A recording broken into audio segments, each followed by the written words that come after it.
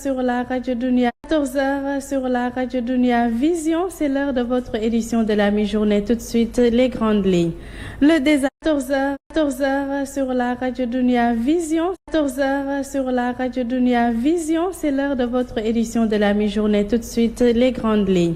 Le désarroi des éleveurs le long de la frontière sénégalo-mauritanienne.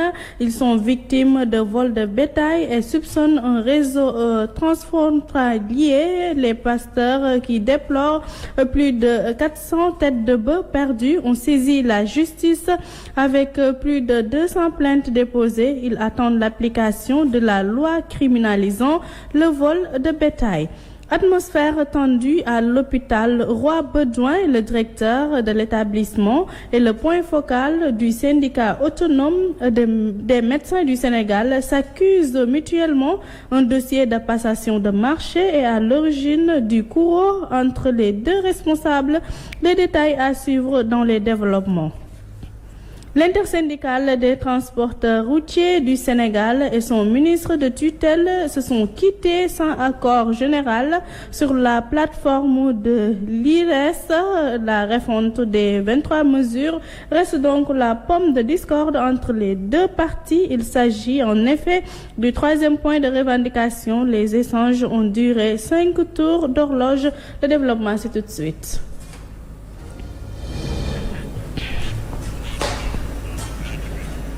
Bonjour et bienvenue, mesdames et messieurs. Comme je vous l'annonçais en titre, le désarroi des éleveurs le long de la frontière sénégalo-mauritanienne. Ils se sont victimes de vols de bétail et soupçonnent un réseau transfrontalier. Les pasteurs qui déplorent plus de 400 têtes de bœufs perdues ont saisi la justice avec plus de 200 plaintes déposées. Ils attendent l'application de la loi criminalisant le vol de bétail.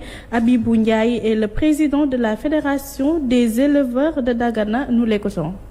Le jeudi 4 janvier 2023, ici à Rosso, il a été que cela attire leur attention et qu'ils puissent en tout cas faire quelque chose avant que cette affaire n'éclate le jour. Atmosphère tendue à l'hôpital Roi Baudouin. Le directeur de l'établissement est le point focal du syndicat autonome des médecins du Sénégal s'accusent mutuellement. Un dossier de passation de marché est à l'origine du courroux entre les deux responsables. Les détails avec notre reporter Biram Sen. Le torchon brûle à l'hôpital Roi Baudouin entre le directeur général Cheikh Mbaye et la secrétaire générale du syndicat autonome des médecins du Sénégal, Dr.